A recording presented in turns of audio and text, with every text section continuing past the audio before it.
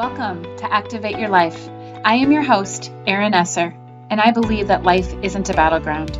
It's a playground of possibility where self-sabotage is transmuted into self-mastery.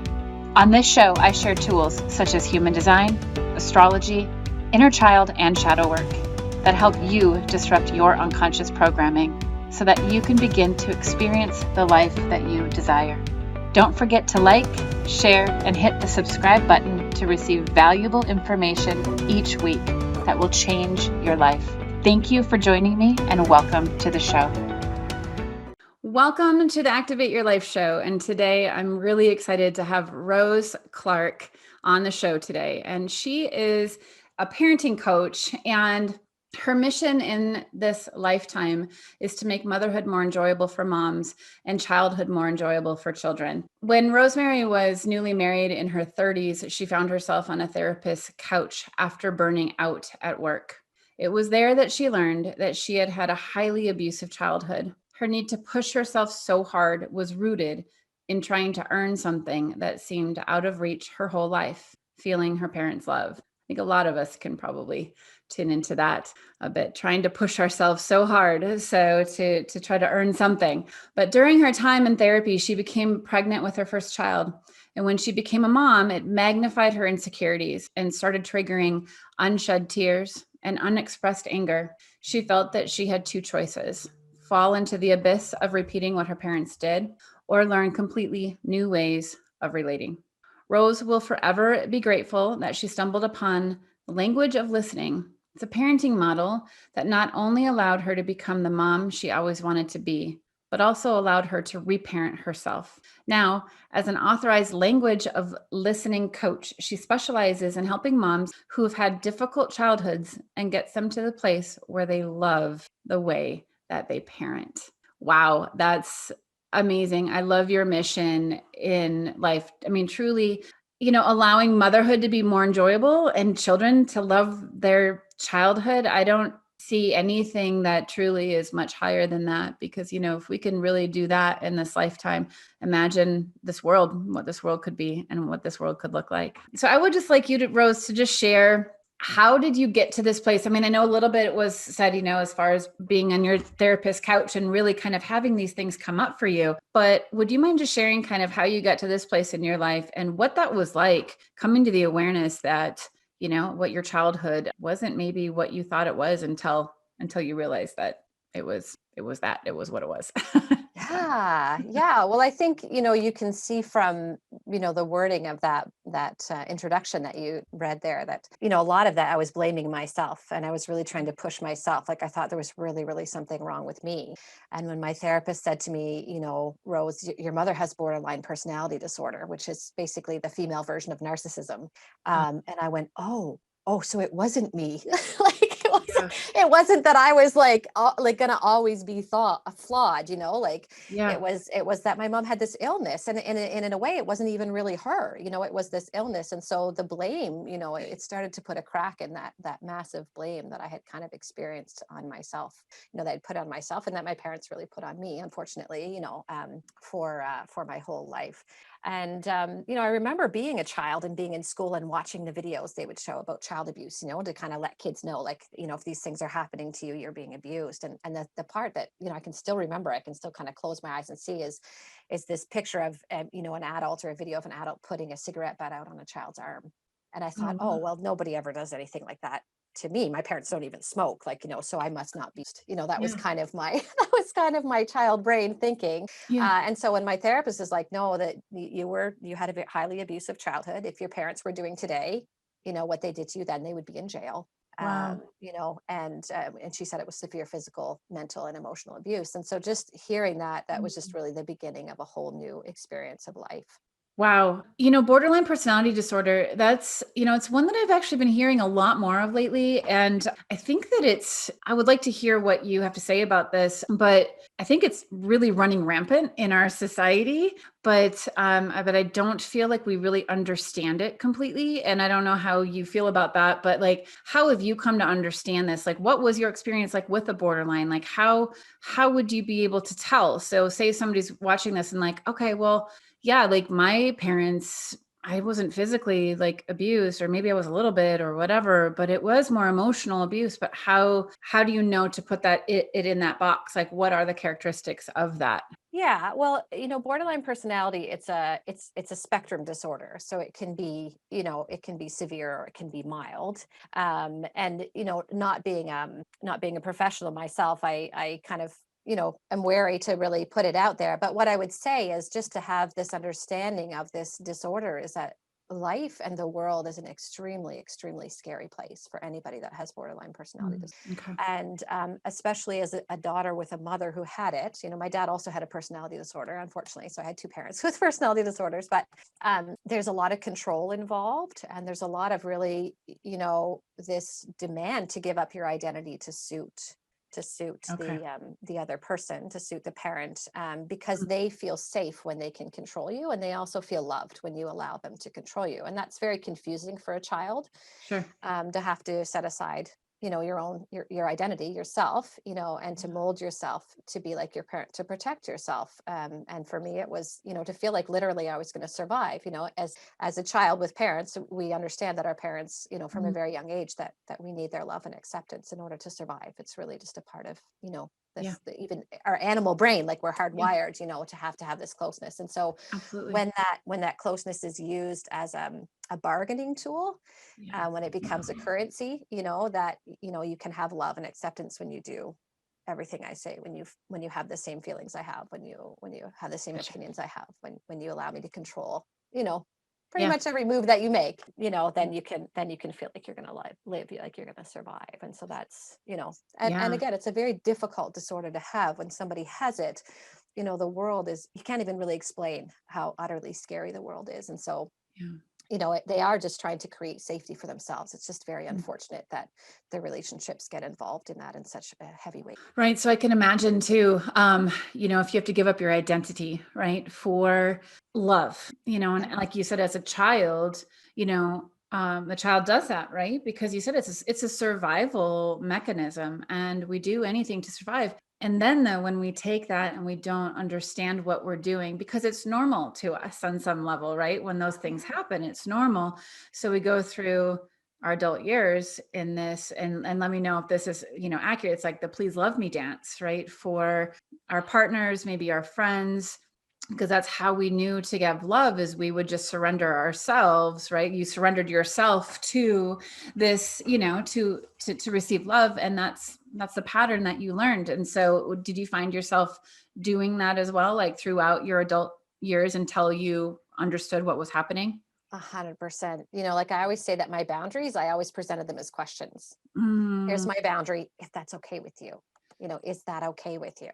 And yeah. if it wasn't okay with them, then they could have whatever they wanted, basically, like just Yeah. so that I could, feel like I was going to survive, right? Be a part of the tribe, have relationships. And so, Yeah. definitely, I would say that that's probably the most painful part. Like the physical abuse, that sucked. Like that was, Yeah. but really it was that giving up of my identity and just really not knowing who I was. Like I got to a point in my life where I'm like, I don't really know what my opinions are. I don't really know how I feel about different situations. How do I ever get in touch with that again? Because I know what my parents would say, and I know what other authorities would say. And I'm very good at following them, but I want to know who I am now. I want to live my own life for me. I don't want to live my life for somebody else. Wow, that's powerful. I mean, right there, just the realization, right? And I think a lot of people listening to this too can understand on some level of the externalizing, this externalization of this authority outside of ourselves, and assuming it's our own,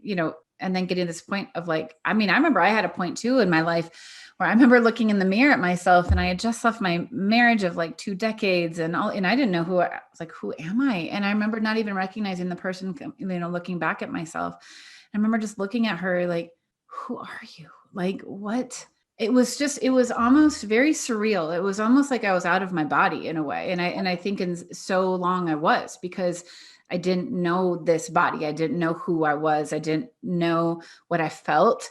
And to be in that space was a dangerous place to be in a way. I didn't look at it as that, but because it was never safe to be there, because I had to attach myself to other people's identities as well too, to felt like to feel like I would belong, to feel like, I mattered, or that I could somehow be important, and feel good and feel important and feel safe in life. So yeah. Yeah. And I mean, I think that's so many people's experience, especially those of us that were raised, in the decades that we would have been raised in, Erin, right? Like, that this whole idea of reward and punishment and using the relationship as currency, Yes. again, all parents are just doing the very best that they can with the tools that they have, Absolutely. and so again, not to be blaming people or shaming people, but just to say there is a different way to relate with human beings, and to relate with children. And Yeah. but when we felt like we had to earn our love or behave in a certain way to feel loved and accepted, to feel like we're going to survive, Yeah. that becomes many people's reality for sure. Yeah. Well, so, okay, I kind of want to just fast forward here for a moment, because, one of the things too that you had said was that, you're pregnant with your first child, and how that experience of, your first child really brought up all of your insecurities. And, and I found that too. I have 3 kids, and my kids have been, 3 of the best healers that I've had. I didn't realize that at the time, when they were really little. But, as I started on my journey, what they would pull out of me was like, oh, this is where I need to work on as well too. And I would love to, hear kind of what that was like for you, and just the awareness of that too, the awareness of like, oh, wow, like these are my own insecurities that are coming up with my child, versus punishing the child, right? There's a difference, right? Of kind of going internal and going, wow, why am I feeling like this, versus punishing the child because we're feeling like this. Does that make sense? Yeah, for sure. So I think I would just back up a little bit to before Sure. I even got married. And, feeling like I didn't have a connection to my identity, but there were bits and pieces, there were bits and pieces there. And so if I look back now, I can start to see them. And one of the things that language of listening taught me was to look for times in my life where there was a no plan B, that I really set my heart and my mind to something. And one of those things was the kind of man I married. I was very, very careful. It was like, I think really my highest value when I was in my 20s was just to make sure that my children didn't have the kind of childhood that I had, Mm, yeah. and so I really had my heart and my mindset on a very specific kind of man to marry, and then also I had in my mind, I had it worked out. This is what kind of a mom I want to be. Like, this is what I want my children's experience to be, and it makes total sense when you realize, when you look at, okay, she was raised by narcissists, and then this is what her desire was. But I wanted my kids to have their own thoughts and feelings and opinions. I Yeah. wanted to nurture those things in them.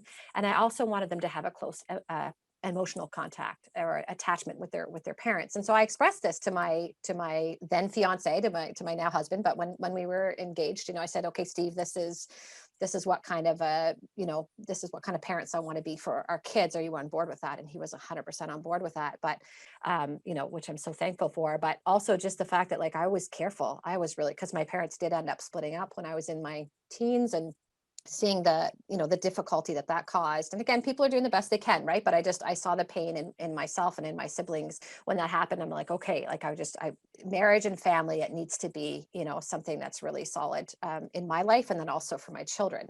Yeah. And so that kind of no plan B, that's where my identity was maintained in my life. Those were two things that I just could not let go of, like, that were really a part of the real me. Yeah. And so, yes, when I got pregnant with my first child, the unshed tears, the anger, that constant, like, feeling never good enough, which is what landed me, of course, on the therapist's Mm. couch, working all these overtime hours. And she was just like, why are you pushing yourself so hard? Like, why are you working so many hours? And what popped out of my mouth was just, it surprised me. And I'm just trying to prove that I'm worth the space I take up in the world, Wow. and I was like, Wow. that was kind of like, the truth popped out, and it wasn't a conscious thought I had before, but thankfully, from her questioning, that's where we started. Mm. And things were okay with one child. They were okay.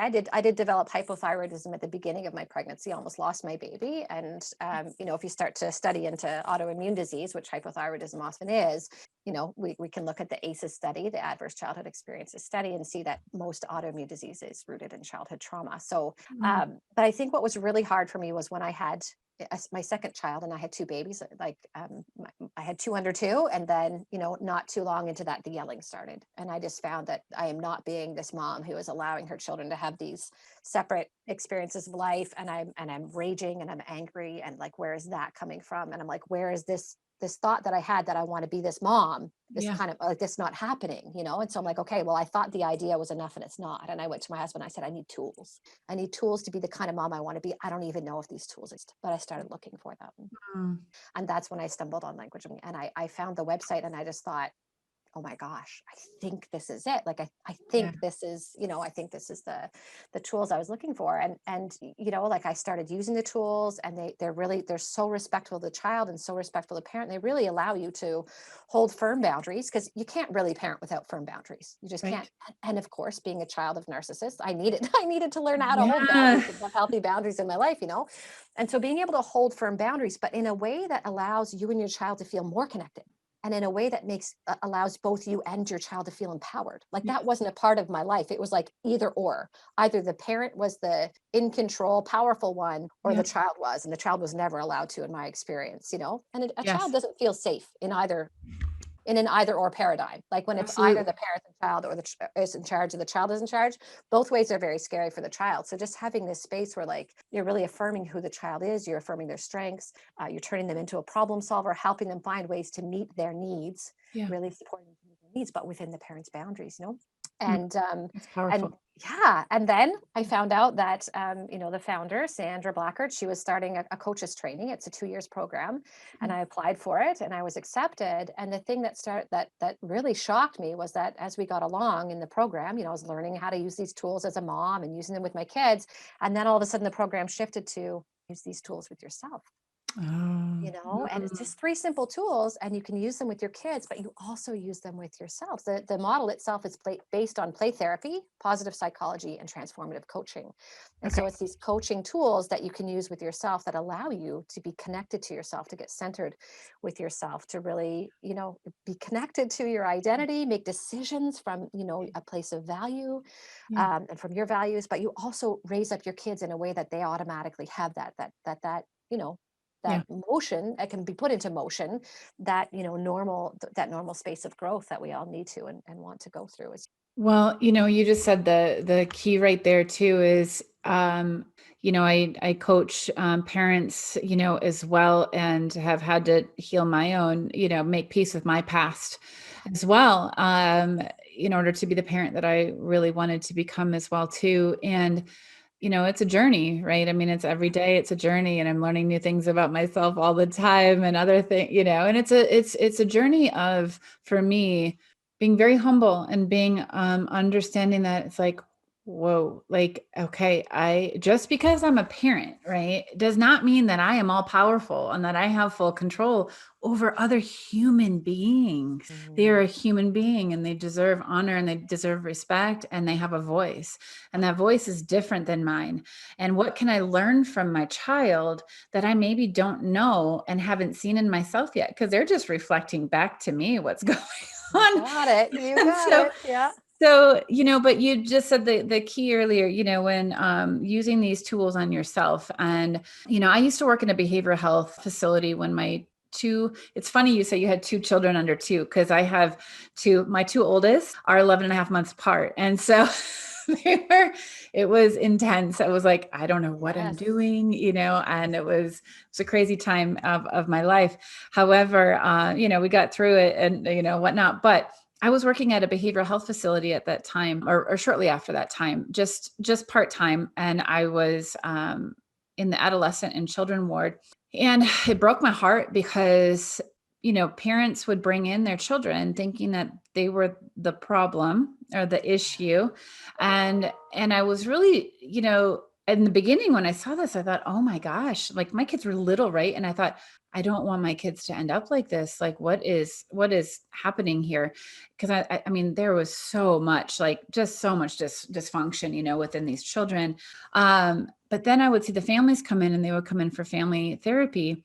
And I thought, Oh, this makes sense now, because it's the family, actually. It's the parents, it's the caregivers, it's the, whoever was the primary caregivers of these children, that there was the major dysfunction. And of course, the child's just the product of that. They learn in their environment, right? And so I could never understand, though, why are they focused on the child when it's the parents and the caregivers that really need to heal?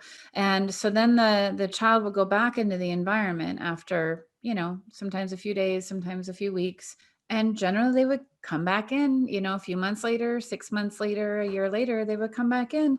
And I just never understood. I'm like, yes, they're going to come back in because you're putting them back into a toxic environment where there's no change happening. So they're going to go right back. They're going to learn these skills in this place and bring them back into a toxic environment where it's not, it's, you can't do, it's like, it just doesn't work, it doesn't work like that. I was trying to think of an analogy, but I couldn't think of one like fast enough. But yeah, it's really about, like you're saying, it's making peace and coming home to ourselves as adults and healing those fragmented parts of ourselves. And one of the other things I've realized too, and I would love to hear what your thoughts are on this. One thing I noticed just kind of organically in my parenting is that whatever ages my kids were that I was having the hardest time with, I'd start to go, what was happening in my life when I was 8? When I was 14, I remember having an issue with my daughter. She's 16 now, and she was about 14, I think, just before she was 14. And I was like, I had a hard time like with her. And I was like, I love her. And like, we had always had this like really great, bond. And I was like, I'm really having a hard time with her right now. Like, what is going on?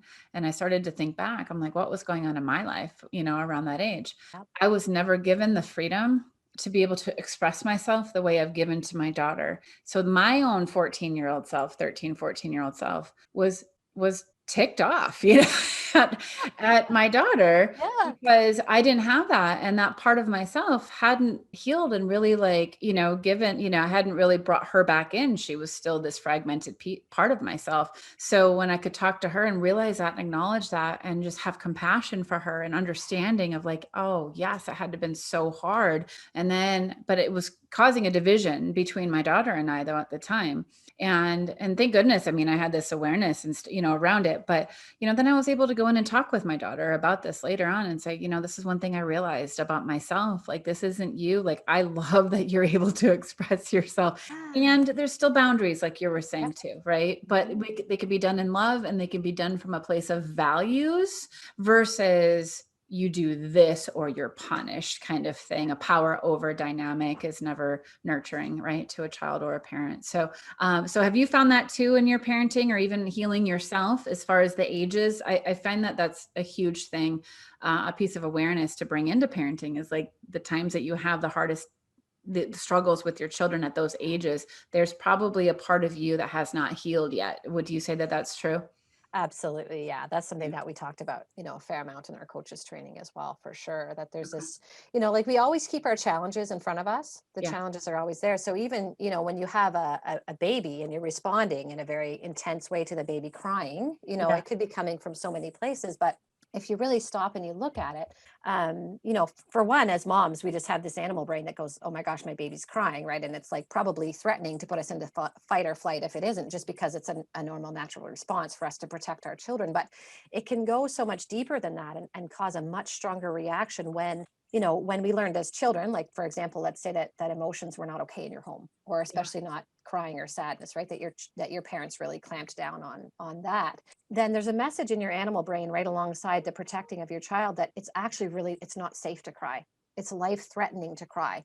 And so then you might have an even stronger reaction to your child just crying, Gotcha. because subconsciously you want to protect them from that life threatening situation that's going to come because they're crying, Yeah. right? And so everything in you is telling you like, stop the Yeah. crying, right? And so you're having this massive emotional reaction, Mm, when, what, again, like you said, you need to go back to yourself as a child, because if nobody handled your crying, yeah. if and you couldn't at a very young age, then you don't have the mental pathways. They're just not there. They just don't exist, right? Wow. And so you need to build those new mental pathways to how can you reparent yourself and handle that crying and know it's safe to cry. Mm-hmm. And then it becomes safe for your child to cry, whether they're 1 month or 1 year or 10 years or however old they are, right?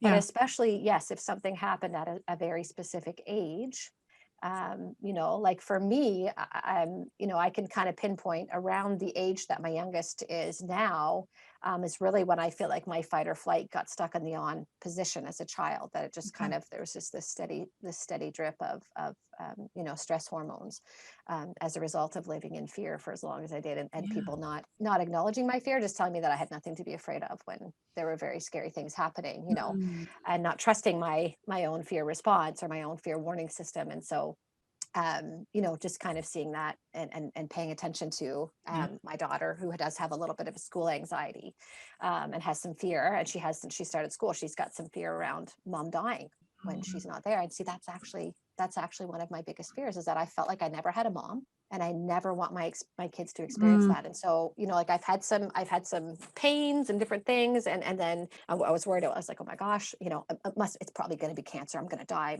My kids are going to Yeah. lose their mother. And I didn't express these to my daughter, but somehow they pick these things up. And then, of course, I go in for testing, and they're like, oh, we found a spot on your lung. You might have lung cancer, and oh, you might have endometrial cancer, but none of those things have anything to do with the pain in your side. So we still have to test for that. And here I was going through all these, like, having panic attacks, and this worst thing that I think that could happen is my Yes. my daughter's not having a mother because I didn't have one. There it is, all getting played out. And thank goodness I had language of listening to rely on. And I do not have any cancer in my body, thank goodness. Like the spot in Yay. my lung disappeared, and they said, okay, no, you don't have endometrial cancer, as they did further testing, things like that. So, but just to see that big fear coming up, and then seeing my daughter having anxiety of not, like, when she's at school for 6 hours and she doesn't see me. Well, for kids, what's happening right now is what's happening always. Oh, So for her, she felt like she would never see me again, because she wasn't yeah. seeing me for 6 hours, and the only way her little brain could Yeah. describe that to herself was that her mom was dying. So Absolutely. yeah, yeah. Wow. I So mean, your youngest is at, how old is she? How old is she? she's 7. She's 7. Okay. Yeah. Okay. Hey, this is Erin Esser, and I really hope that you are enjoying the show. I wanted to ask you this question. Imagine what your life could be like if you knew your purpose. I work with astrology and human design as tools of activating your life. I'm able to pinpoint specifically where in your life are your challenges and limitations, and then also be able to pinpoint where your dharma is, where your freedom is, where your liberation is, what your purpose is in this lifetime. For more information on my karma to dharma readings that dramatically shift people's lives, head to my website, erinesser.com, or you'll find the link below. Now back to the show.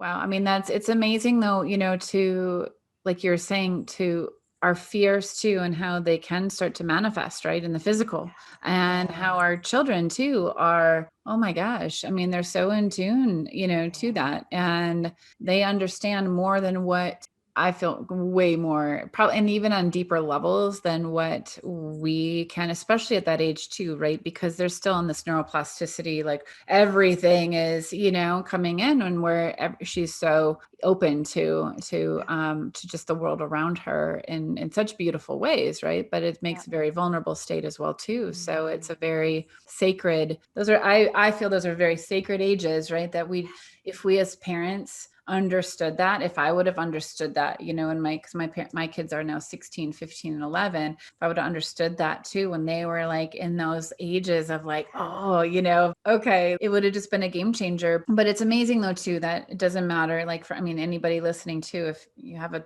20-year-old or a 15-year-old, Yeah. it's never too late to shift. It's never too Never late to too change. late. It just takes, I feel like, it's just the awareness of like, oh wow, like I need to heal, like, our past, and heal our mother wound, our father wound, like we were saying before, and reparent, ourselves. And so I would like to ask you, like, how did you start to do that for yourself when you realized like, wow, I can use these tools for myself? Like, what was the first thing, I guess, that you knew that you had to do for yourself that you hadn't done before, like the self-care, or like, how did you start to implement those things for yourself? Yeah. Yeah. Again, it was all part of the program. And this is the way I start off with the moms I work with now. Yeah. And I didn't realize, what Sandy was doing at the time when she was taking us through the training. But now, of course, I see it so clearly. And, as I was able to, we really peel off the layers, don't we, as we're healing and as we're, Oh, yeah. getting to a deeper, expression of who we are. And so, here was this challenge that came up for me where I was like, I don't even know what my opinions are. I don't really know, how I feel about things. How do I determine that? And the first thing that she started us off with, again, this is where I start, the moms I work with too, is please sit down and make a list of all of the things that you can think of that you like and Mm. all of the things that you can think of that you don't. Because your preferences, your likes and your dislikes actually make up your identity. Your unique list of likes and dislikes, they make up who you are, and they're actually your boundary. And so it's Okay. just such a simple thing just to make that list, and Yeah. my list started with I love red licorice, because you can use love and hate too. I love red licorice. And then I went to I like red wine, and that made me think about spending time with my husband. I love my husband, and I was able to come up with this list. And it's really interesting as you write your list. And I tell people, try to get 20 to 50 items on each list. Notice, is it easier for you to list your likes, or is it easier for you to list your dislikes? See the way that your list kind of weaves through your life. Yeah. What kind of gets you connected with different pieces of your likes and your dislikes. But like, it's such a powerful thing, because it really does. It makes up your identity. And then you can start to understand that your values come from that place. And it just creates this Mm. whole piece where you start to get connected. And what we get people to do through this program, this language of listening, is we start saying, okay, so now as you go throughout your day,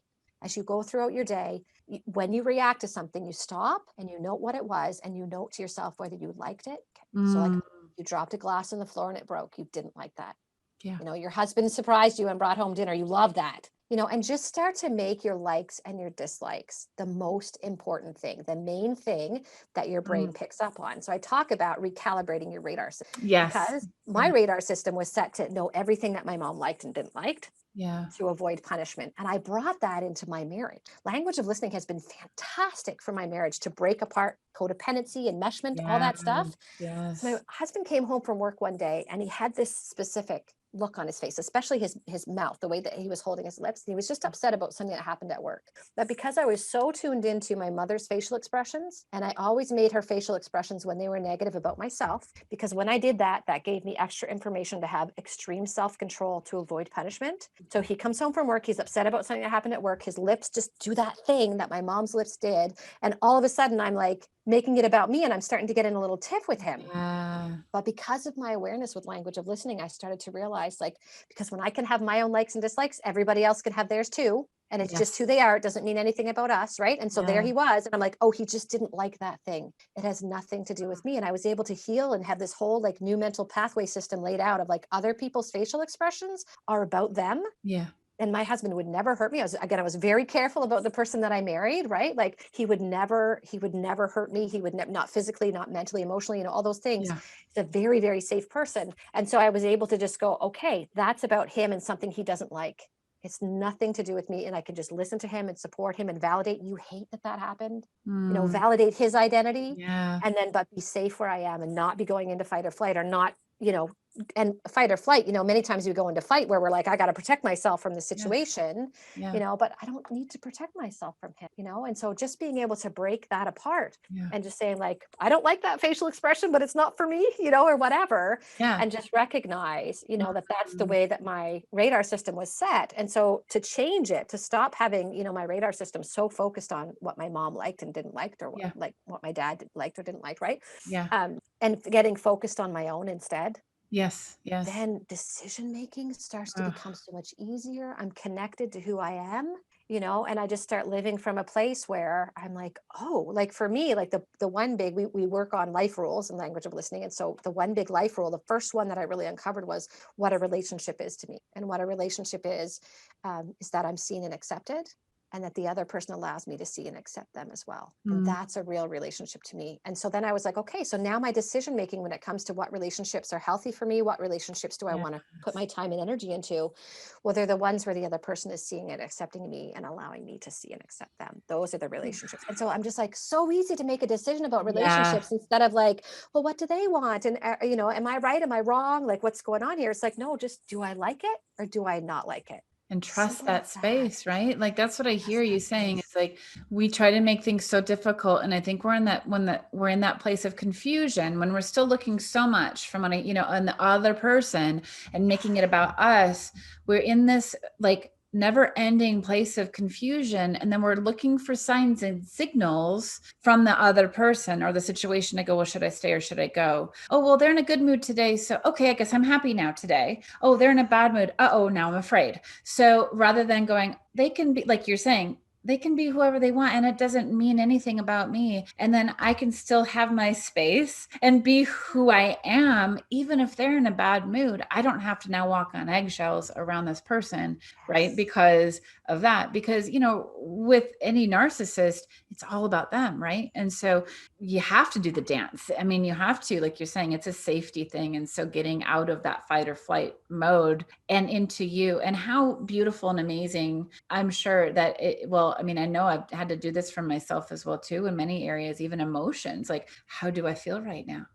Coming back to me, I was just on a session with a client earlier today, and it was like just, encouraging just doing those regular check-ins when we wake up in the morning, closing our eyes. How do I feel right now? Oh, okay. Even going through our body, right? Oh, do I feel my middle finger? Do I feel my left knee? Just feeling and coming back in our body and being present with ourselves and being like, you're okay. You're okay. It's okay. Everything is okay. And so it's powerful and it's so simple, right? It sounds so simple, but it's so hard to do when we've raised and we're in this trauma space. So we can't see outside of that until we do, right? We only know what we know and we don't know what we don't know. And so until we start to see outside of that lens of that trauma lens, and just to this place of like, wow, like things can be completely different. Things can be, more balanced and more healthy. It doesn't have to be an either or. And either or is really a trauma response, right? It's a response 100%. to trauma. Yeah, yeah. And I think the other piece that's really, really important in there that goes right along with your likes and dislikes is that you are always right Mm, about how you feel and what you think. Like you mm, are always right. And you're always right to like what you like and to yeah. dislike what you dislike. Those things are always right, right? So we get into this like, is it okay for me to like this? Is it okay that I don't like this person doing this thing that involves me? Like, yes, you are always right about what you like, about what you don't like, about what you think, about what you feel. Those things you when you're making yourself right, Yeah. and anytime you're ever doing anything, you're just meeting your needs anyways. And that's the other big piece is like, when So we're so concerned about what other people like and dislike, we're always like trying to support them and help them meet their needs and make sure their needs are met. And there's not that space for us to meet our own needs. yes. And there's that enmeshment showing up, right? And so Oof. when they can just have their own space and we can just say, okay, this is what they're doing, they're meeting their needs. And I can allow them to meet their needs over there, and then I can have space and time and energy for me to meet my needs. And that's okay. That's good. Me too, Yeah. Donna. So what would you say to someone who say they find themselves in this situation where they're like, "Oh my gosh, I'm here. I'm starting to see it, starting to see this patterns, in their own life." I guess for me, I find that it was critical to have a support system, people in my life that could reflect back to me like what the truth of who I was versus what, all my limitations and where I could be better and all of these things. So what would you say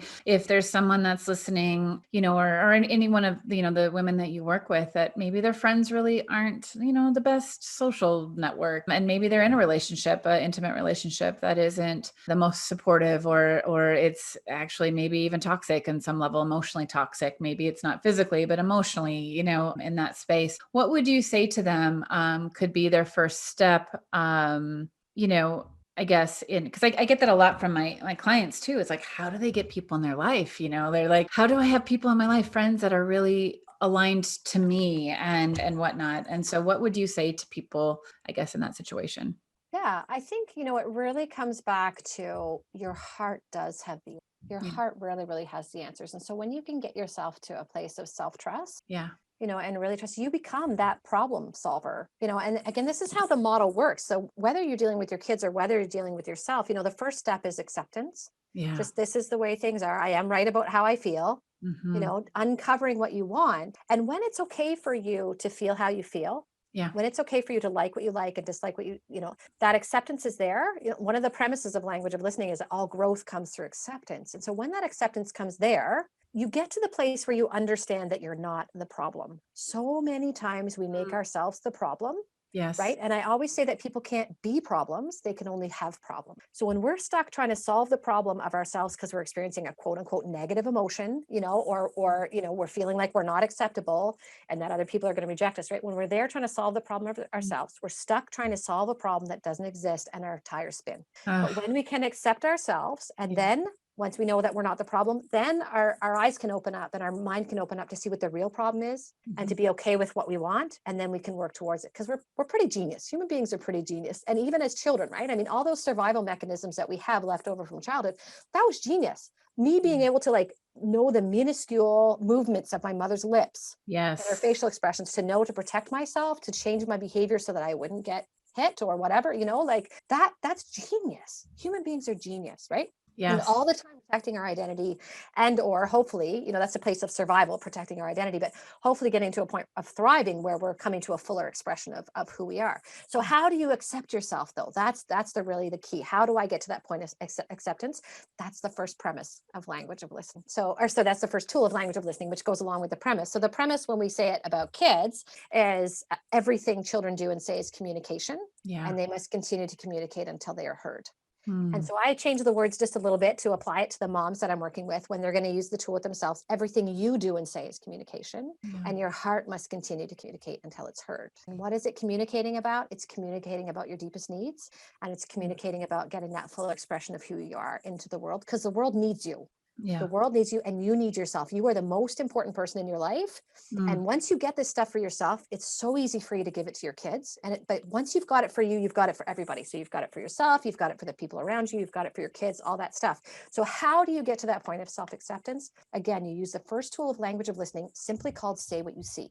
And this is where you reflect back to, when we use it with kids, we reflect back to them what we see them saying, doing, thinking, or feeling, without any judgments attached, no extra thoughts. So Sandy says in through the eyes and out through the mouth, skip your brain, don't add any extra thoughts. So, you see, one of your sons hit your other son because he wants to play with the car, right? You're really frustrated. You're feeling really frustrated. You hit your brother. You want to turn with the car.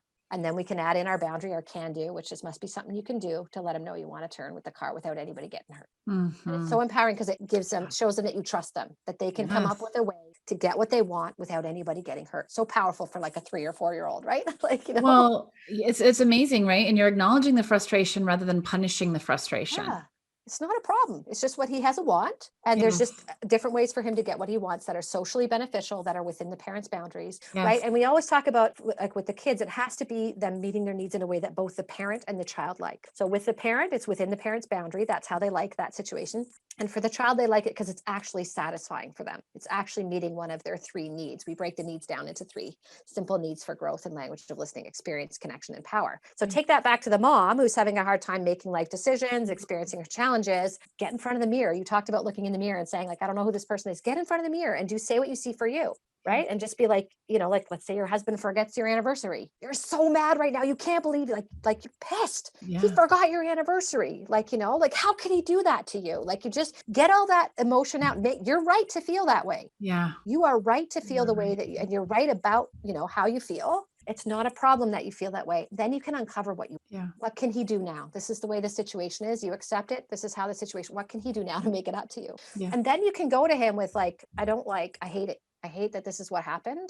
This is what I want. I want you to take me out for dinner at this restaurant and I want to go shopping after. And let him know how he can make it up to you and then see if he's okay with that, but then you come with like a very clear way to solve the problem in a way that feels good to you. And then you're coming at it where he doesn't have to be on the defensive. He just knows that you hate it. Of course you do.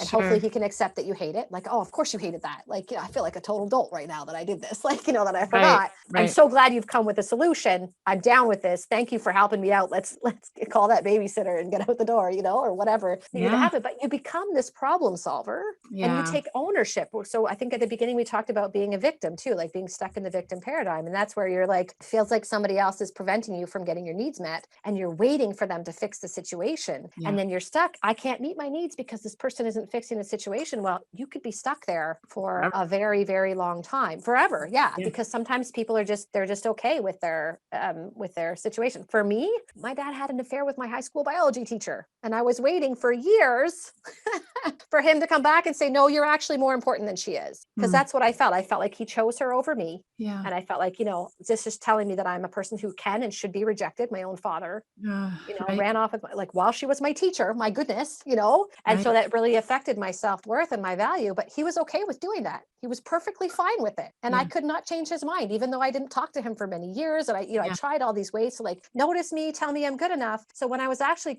able to sit back and go, oh, I meet my own needs in this situation. I hate that he did that. Yeah. I hate it. And it's okay that I hate it. I don't need him to tell me it's okay that I hate it. I make it okay that I hate it. Yeah. Right. And then I can problem solve and figure out what am I going to do in the midst of somebody else that behaves that way? Yeah. What am I going to do in the midst of that to meet my own needs, to get my own needs met, and to know that I'm a person that doesn't need to be rejected, shouldn't be rejected, shouldn't expect to be rejected, because I carried that with me for probably well over a decade. Well, yeah, and I hear in that too, is like acceptance of your dad too in that, right? Because then it's like saying, it's saying to the other person, I'm going to allow you to be you. And then I can choose, once I know me, I can choose then to show up and go, where do I want you in my life? Number one, Yep, right? yep. Like, are they going to fit in my life? Are you, and this is where I feel like we get to then choose, and what an amazing lessons that we get to share with our children too. And we start to choose from that level of worthiness of like going, you know what? My values are X, Y, and Z. And this person, I'm not going to tell them to be different. I'm not going to expect them to show up in any different way, but I'm watching their behavior and I'm seeing how they are. And is that okay for me? Does that jive with me and my values? And if it does, great. And if it doesn't, that's amazing too, right? Because that brings clarity, but we don't have to shame that person for not aligning with our values. We just don't maybe have them in our life the same way that we would have with somebody that does share our values, So then we can decide on that level. You're free to versus, choose. right? How You're amazing is that? free. It's You're so empowering. free. Yeah. And that's what I always wanted. Like, that's one of the values that kept coming up for me over and over again in my training. Yeah. I feel so free now. There's this freedom, right? And free to choose. And this is why I named my business, called my business Love the Way You Parent. Yeah. Because when you're free to choose, you're always going to choose what you like and what you love. And when you can get connected to your own heart and you're free to choose the way that you respond to your children, relate with your children, you're always. Yeah, I love that. And then we can allow people to be them. We can allow ourselves and validate who we are. We don't need other people to validate us. And become our own sovereign beings, which we really all truly desire. We just don't know how to get there, because I would say most of us were raised with a power over, especially in our generations, right? Power over. Versus empowering and connection and collaboration and cooperation and communication. It's just do as I say, but not as I do necessarily though either. Right. So, and I've done it. Like I get it. Sure. The mental pathways are there, right? The mental pathways are there. And so, I mean, what a mind-blowing experience for me to go from understanding boundaries as controlling and mean, right? Because believing that boundaries are controlling and mean meant that I had to turn into a mean and controlling person to hold boundaries with other people. So learning like, oh wait, boundaries are loving and protective and empowering. That's the way I can hold my boundaries. Oh, I like that so much better, right? But new mental pathways are required. Oh, I love that. One of the videos that I have too, I talk about that. It's like connection over control. And it's that, it's like, are we choosing connection or are we choosing control, with our children or even our friends or partner, anybody, right? Do I want connection with this person or control? And just that question alone can change the way that we show up, And if we're not connecting with them, it's because we're not connecting with ourselves. And so that's why we go back. Like Sandy, the founder of Language of Listening, she always says, if the tools aren't working with your kids, step back and use them on yourself, because if you're having a hard time connecting with other people, probably not truly connected with your inner self. And so get there and just honor that, person, reparent, right? Get that connection with yourself that maybe you didn't have in your childhood or that was missing, and then connecting with other people, especially like you said, when they're connected to your values, when the relationship is connected to your values, then it just makes decision-making in life so much much easier. It Really does. does. Yeah. Just lightens things up. My mission in this world is really creating a space where life doesn't have to be a battleground, but a playground of possibility. And that's where we, self-sabotage is transmuted into self-mastery. And the playground for me is, it's not this always blissful place. But if you think of a child on a playground, they get hurt. And what do they do when they get hurt? If nobody's there to disrupt their process, they will scream, they'll cry, they'll do whatever it takes to allow that to move through them. Yes. And then they get up and they either I need to go rest now, but they're true to themselves, or no, I'm good, I can go play some more. And they go take another chance on the playground, right? And then so self-sabotage now because they're able to express themselves so authentically. And then self-mastery is really just self-awareness. It's not about being perfect, but it's just about self-awareness, where we're understanding who we are, we're understanding why we're doing what we're doing, and we're taking a step back, like you're saying, and using these tools, like the tools that you have, and going, oh wait, how do I connect with myself deeper so that I can connect with my children and really truly have the relationships that I want and desire, but maybe just don't know how to get there because I was never shown this growing up. And and then we watch these videos or movies, right, in Hollywood, and there's just these idealistic, oh my word, romantic kind of very illusionary things. And so we're waiting for this, especially as women, right? Like as a little girl, sometimes wait, not so much anymore, I don't think, but in the generation that I knew I grew up in, the 70s and the 80s, it was waiting for, this prince, or, waiting for somebody to come and save you, and it's like, oh no, nobody's coming to save us. The job is always internal. It's never outside. It always starts in here, and then it moves from inside to outside, but it never comes from the outside to inside. And if we're looking at that, we're looking in the wrong spot, and we're going to be looking and longing and in pain and in the struggle until we die. And then we'll come back in this lifetime and do it all over again and wonder, what the heck, So Yeah, I love that. I let you talk about, the possibilities. Oh, that's, yeah. What a beautiful mission you have. Yep. Yeah, no, it's amazing. And I love this topic on reparenting, though, like you're bringing in, and just really, what I hear so much in that, the words I hear is just really, it's the acknowledgement first, like something's off, the acknowledgement, like something's off within me, and then acceptance of oh, this is okay. And then now from that place, and we can truly take inspired and authentic action when when we acknowledge that we didn't get all of our needs met. And it's not a blame and shame game. It's just acknowledgement, and things are. it's just the way things are. It's just, can we accept what is, rather than, this illusion of what we think it should be? This is what it was. So now how do we move forward from here? That's it. And I'm not the problem, right? You yourself, you're not, people can't be problem, right? I love that. There's this problem over here, and we can work on it. Yeah. We can. What was it? People can't be the problem. So what was it? You can't be the problem. Yeah, people can't be problems. They can only have problems. I love that. So you can't solve the problem of you, because you're not a problem, but we get not a stuck problem. there, right? That's another survival mechanism from childhood. I'm going to blame myself so that I can control my behavior, so that I can avoid punishment and feel like I'm going to survive. Right? Truly a survival mechanism. And it worked. It worked when we were kids, but it trips us up in our adult life. Oh, it trips us up so bad. And so working towards, letting that go. And like you said, like when these things come up and something feels wrong, something feels off, we think, oh, it's me. There's something wrong with me. No.